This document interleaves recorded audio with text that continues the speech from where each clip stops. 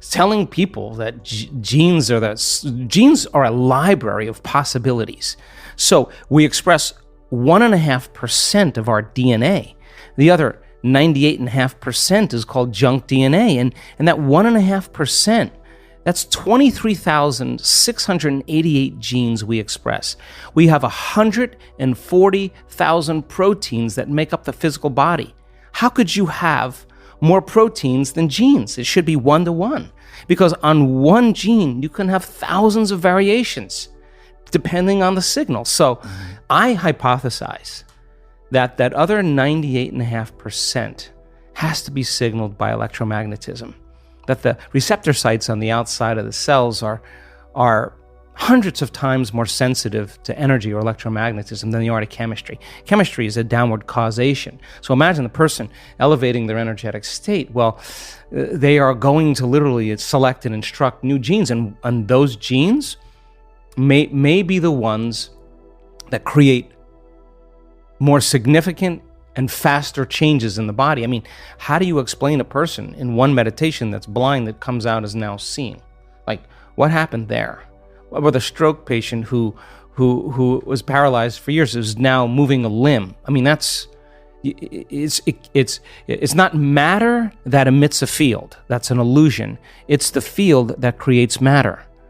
So then the fundamental question is, if you change the field, will you change matter? It's none of your business to change the tumor. That's the outcropping, that's the outpicturing of changing the pattern in the field.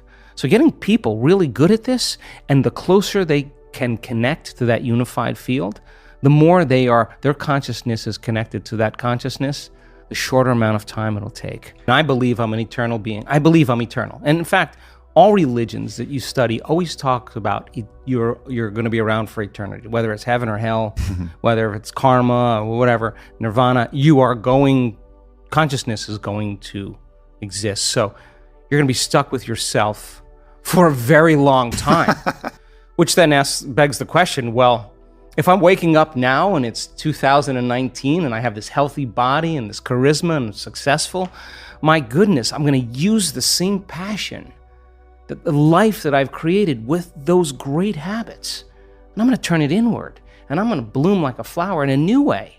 Because, hey, someone did it at 33 years old. You're 38. So what? There are people in this group that we're about ready to go that are in their 80s, and they could be home watching Wheel of Fortune, and they're all in.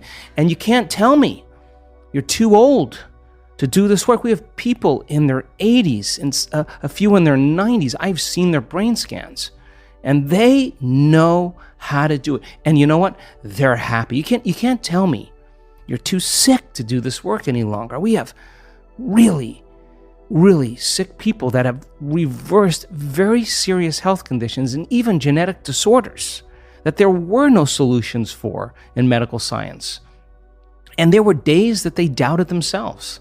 And there were days that they didn't feel like doing their meditations.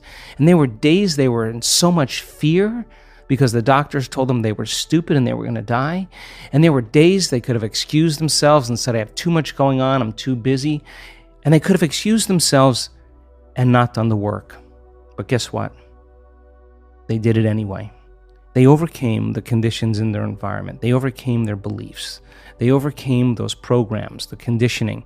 They overcame their body. They overcame their fear. Their love for life started to become greater than their fear of death. That's just because they made the effort to turn the battleship around. And you can't even tell me that you're too overweight or too underweight or too out of shape. I've seen it on all shapes and sizes. You can't even tell me that you never meditated before. In fact, many times people who have never meditated before have the most profound readings because they're not trying to do anything or expect to do anything or doing it their way. They're just following what you tell them to do. And in their innocence, they run right into something really big. So what? At 38 years old, practicing this, you could say then my new goal is to live for 150 years in a body that's 38 or 48. And we're measuring telomeres. We have people, many people, their biological age is way different than their chronological age. They don't care that they're 38. Their body tells them they're 28. And why? Because they're working with down-regulating genes for disease and up-regulating genes for health every day. Why? Because they understand that they can. And if you don't understand that you can and you're ignorant, then it doesn't work. So then people who actually say, I'm going to experiment, I'm going to become the scientist with my life. I'm going to measure the effects of me at cause. That's how I live. I say, all right, I'm going to change my energy. I can tell you, nobody changes. In all the years I've been doing this, nobody changes until they change their energy. And when you change your energy, you change your life. And why not every day, instead of getting up and searching for your cell phone? 86% of the people that have a smartphone, the first thing they do when they wake up is they do their WhatsApp, their text, their Facebook. They take a picture of their feet, they post it on Facebook. Then they do their Instagram, take a picture of their cat, and then they link in and they check one email, the other email, they check the news, and now their attention on everything known in their life. They reaffirm their identity, and then they go through all those routine behaviors. 95% of them, they're not even present and conscious of. There's just a group of them. Or they're remembering their problems in their past. That's how they start their day. And don't expect anything in your life to change if your environment is controlling your feelings and thoughts. And if your environment is controlling how you feel and think, and I say to you, Aubrey, why are you so upset today? Oh, well, this person is upsetting me. What you're really saying is that person is controlling your feelings and your thoughts, and that means you're a victim to your environment. Well, to turn that around and you start realizing your feelings and thoughts create your environment, and you start seeing the effects of you at cause, you're going to react less to the people in your life because you're going to understand that you'll be back to the victim consciousness. And when you start seeing that you're creating outcomes in your life, you're going to believe more that you're the creator of your life and less the victim of your life. And I say, the more you practice it, the better you get at it. I mean, I'm waking up in my dream. I honestly, Aubrey, never thought that I would witness what I'm witnessing in this lifetime. And there's a new consciousness emerging. There's something happening where people are latching on to their own empowerment, latching on to their own unlimitedness. And it's becoming very contagious. So the person, I used to golf a lot with my friends, and I used to say to them, I'm a decent golfer, but I'd say to them, I'm just not good enough to get upset. I'm really not, but I'm going to have a lot of fun, and I'm going to play, and the more fun I have, the better I play. I watch, you duff a shot, and then you start getting angry and frustrated. It's the same thing. Yeah. That's your game is you're gonna make the same mistake on the next swing because your emotion is keeping you in your past.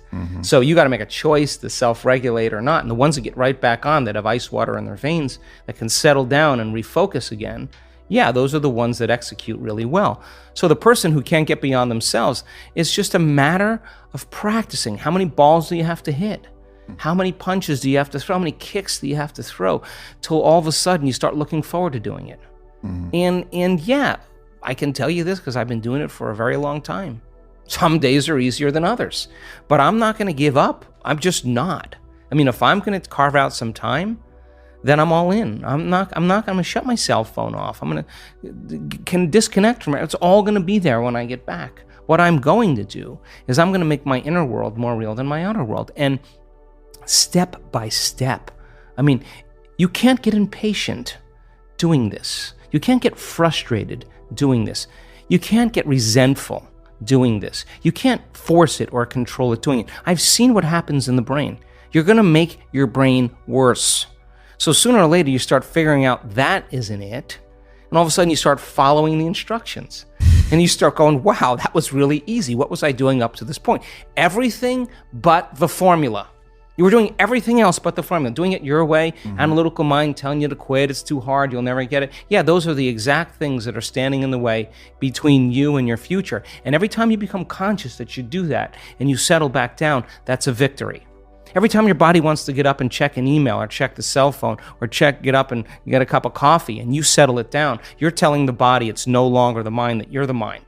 Every time it wants to go back to the past and romance some trauma just to reaffirm some emotional state, and you become conscious of that, and you say, where I place my attention is where I place my energy, and I'm siphoning energy out of the present moment into the past, and you become conscious of it, and return back to the present moment. That's a victory. And every time you start thinking about the staff meeting at 6 o'clock or 5 o'clock in the afternoon, and that's the known, and you stop and you return back to the present moment, you're disinvesting your attention and energy out of that future, and you're making room for the unknown in your life, and that's a victory.